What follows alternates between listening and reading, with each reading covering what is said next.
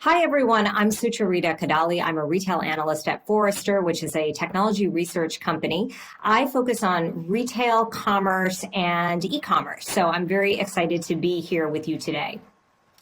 I'm going to talk about what is happening in retail now and what we expect, not just for 2022, but more importantly, what sellers should be thinking about in the wake of all of the big, huge differences that have occurred in our world, in our landscape of selling, even just in the last few months. It's everything from a war in Ukraine to exploding gas prices to continued supply chain issues, vaccines and additional boosters being rolled out, concerns about climate change, and of course, a lot of hype around topics like NFTs and Web3 and cryptocurrency. So I'm going to spend a little bit of time talking about the implications of all of those things, not just for e-commerce, but for the seller community too.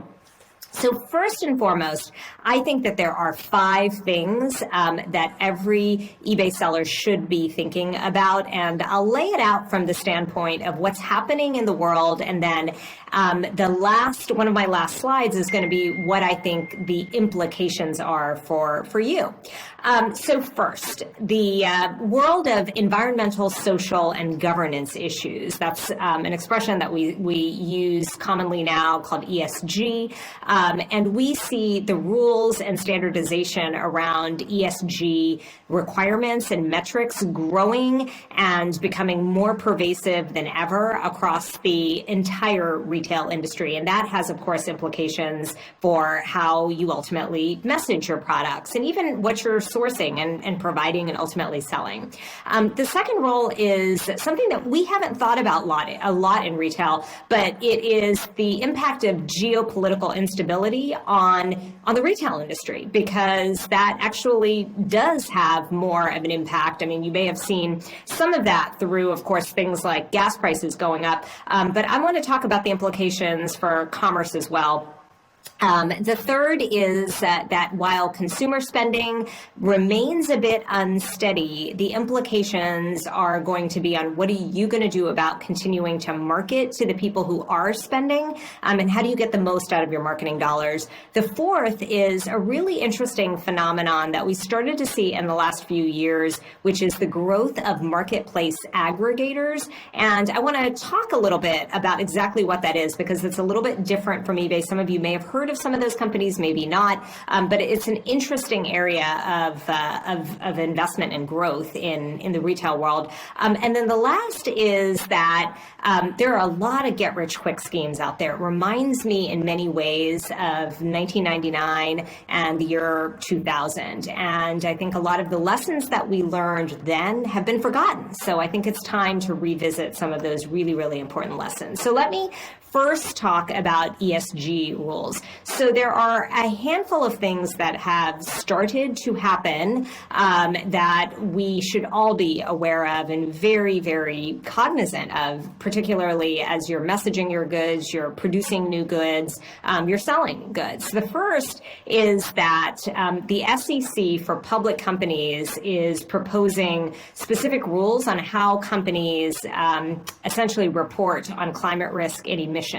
Now, that has implications for large public companies or any companies that are not in the private sphere. But a lot of these rules are also about what we call their downstream supplier rules.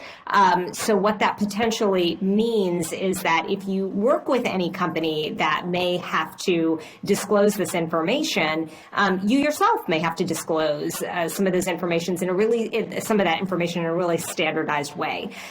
There's another proposed rule called the New York Fashion Sustainability Act, which very specifically for larger companies that generate more than $100 million in sales in the fashion industry they too are going to have very, very clear guidelines around what they report, how they report, and the metrics that are expected for those companies to report. And all of this isn't actually that you're changing anything in your business. It's just merely reporting so that investors can choose with a relatively in an easy way for investors to compare companies in an apples to apples framework, which companies tend to be the best for the climate or have the fewest emissions in the production of their goods.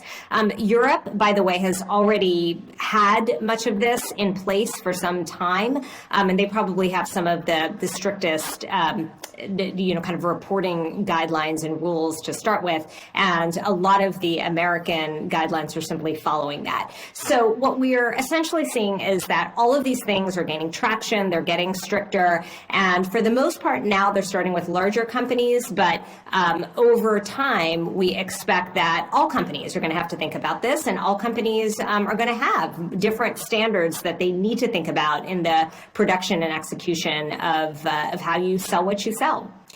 My second point was about geopolitical instability. And we hear, of course, where there's a lot that is now apparent with the Russian invasion of the Ukraine. But the reason that this is really, really important in the rest of the commerce industry is that many of us have some type of business in China and in the Far East. And whether that is because you're producing goods there, you're trying to sell there, you're, you may have some part of your business that is interacting there. Any type of geopolitical instability that could happen in the Far East, whether it is the invasion of another country like Taiwan, or whether it is related to potential, further supply chain problems. Like, for instance, at this moment in time, there is another set of lockdowns in China due to a COVID, the Omicron outbreaks that they're experiencing now. So all of these things have the potential to disrupt your supply chain. They have the potential to disrupt your customer base. And the more that businesses have diversified, the better off that you are. Because if you are too dependent on one region, particularly for some of the production that you're executing, that is essentially one of the violations of the Porter's Five Forces framework, where, kind of a concentration of things like a supplier base absolutely pose a risk for one's business. The third point is about consumer spend. And we have seen consumer spend actually go up, not surprisingly, in 2021 and even through much of 2022, in large part because consumers had not only saved so much in 2020, but also because they were receiving government stimulus benefits. They were also not able to spend on some of the really, really high ticket areas that consumers spend, like leisure or travel. So you ended up with consumer products bearing a lot of the benefits of that almost pent-up demand. Now, we are hearing a lot about inflation and inflation rates, and what we have here on this chart is essentially how much has consumer spending gone up, even taking inflation into account. Because you'll see these numbers that, for instance, in the gas industry or gas stations, that consumers have been spending, almost 50% more year over year. But a lot of that is most of that is actually due to the fact that gas prices are nearly that much higher than they were this time last year. That's not the same case with most other categories, whether it is food or apparel or sporting goods or electronics. And what you have here in the green, everything that's above the number 0 is where that's inflation adjusted consumer spending still being up. So this is, for now, it's good, but as you can see, we're kind of trending down, and there is a chance that by the end of the year, you may have consumer spending suppressed by inflation altogether. Now, what does that mean for you as a business? There's not really a ton that you can do in a world where where your input costs may be higher. But there are some things that you can do to optimize, for instance, your marketing and improve that. One of the forces that companies have working against them is a lot of the changes to data, a lot of the changes to cookie tracking, and the implication naturally for that are that things like the return on ad spend of marketing is probably going to be lower because what you can actually measure and the kinds of ads that are hyper targeted will be reduced. So we may have in the old world of marketing, that being like a year or two ago, your return on ad spend may have been 3 or higher, whereas that return on ad spend now is probably going to be substantially lower. But that doesn't necessarily mean that your sales are doomed. It just means that how you're looking at the effectiveness of your marketing spend needs to be rethought. And what that means is that we finally need to get to measurement like multi-touch attribution. We still are seeing over 40% of marketers, especially small marketers, still looking at things like last click attribution. You need to look at incrementality. You need to be looking at things like marketing mix models and just new ways to look at incrementality overall. Because my hypothesis is that a lot of those, quote, non-attributed sales that we would see in the old world actually were a result of marketing. That doesn't mean that, it's just that we didn't know how much of that was actually, how much of those sales were actually indirectly tied to branding or marketing at the top of the marketing funnel. But that's where looking at overall sales is super crucial. The other thing that we have also seen grow, and eBay is now a big player in this space, and this is something that I encourage highly, is in a world where incumbent digital marketing is changing, and there still is the need to reach individual audiences. The first-party data that retailers and merchants have is really important. That is gold. And the ability to redirect some of that broader advertising that may have been essentially procured through cookies, now being procured through first-party retailer data is really where we see a lot of marketing spend shifting to, and a lot of the benefit and the value of how any seller's kind of ability to reach new customers. That's where it's going to be. The fourth point that I had talked about is something called marketplace aggregators, and I want to draw your eye to all of the companies in yellow here, because these are the companies that we call marketplace aggregators. These are not companies that compete with eBay. They actually provide services to you sellers who then sell on marketplaces like eBay. And what they do is they help sellers get economies of scale. In many cases, they just help straight up these sellers get exits because you've been often working really hard and making the best of your businesses. And what they have is enormous amounts of funding now to try to take those businesses that are often operated by individuals or small businesses and help them scale so that there can be a win-win-win for everyone, including a payout for the sellers and more sales through those marketplaces. And this, by the way, is a list of all privately held companies that are in the retail or retail adjacent space. These are companies that have not had exits, but yet they have raised more funds than anyone else in the retail industry. So as you can see, kind of 5 of the 50 are in this space. Companies that are looking for sellers to help them grow their businesses even more on marketplaces. My last point is about the hype that you hear out there about Web3 and the metaverse and cryptocurrency. And really, a lot of this is unproven. A lot of it is very early stage. Much of it is being fueled by investors that need more people to adopt these businesses and to adopt these ideas, because then, kind of that would help these concepts gain more traction.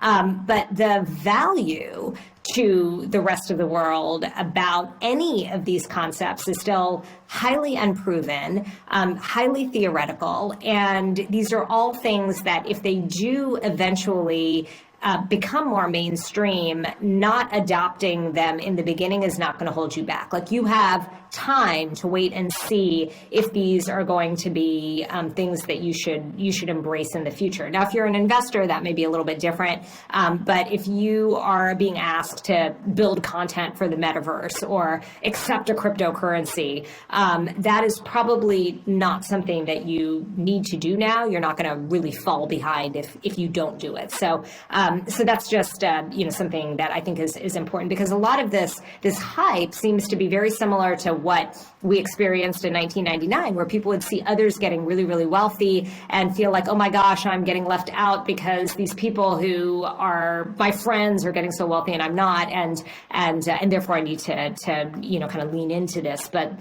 the truth is that kind of more often than not, if you were to lean into it as an investor, you probably would get burned and you wouldn't see the payout that some of these other early movers who happened to be in the right place at the right time and got lucky that they saw.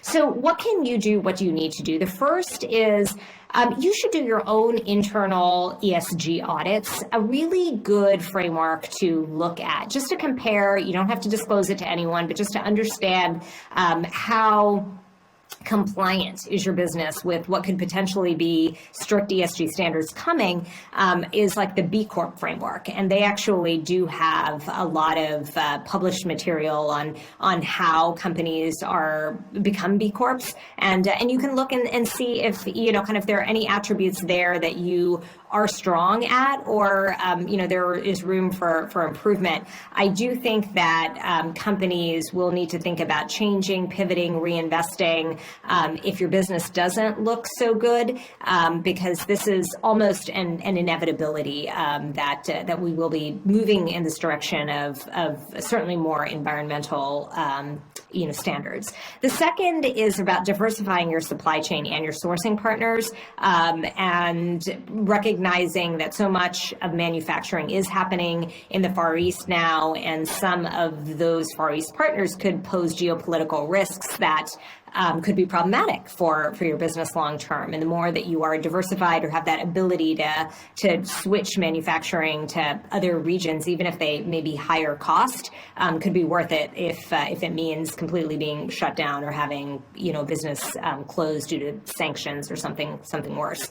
The number 3 thing is to rethink your marketing measurement, especially if you rely on last click attribution. Incorporate retail media networks into that marketing mix, because that is really a way to offset some of the challenges that kind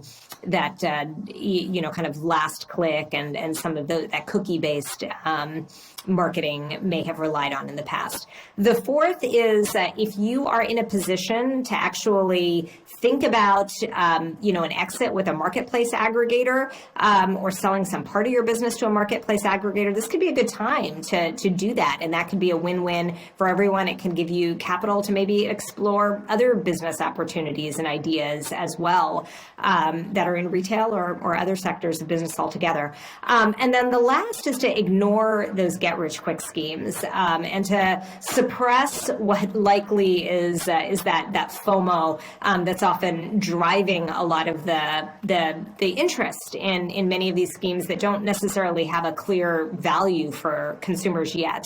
And if anything, what I actually encourage all of you who are listening to this to do is to educate yourself about these things, and actually to support things like legislation around guardrails, regulation of things like cryptocurrency, because otherwise what you may have is a lot of just unregulated execution of these businesses. And kind of that could be very, very dangerous because, the irony of Web3 is it's supposed to decentralize things, but when it's unregulated, all you're really going to end up doing is giving a few venture-backed firms, kind of this power in this supposedly decentralized market. So, just recognize that, kind of we learned something from Web 2.0, and we can't, kind of that was often that, kind of when you let things just go rogue, they do get,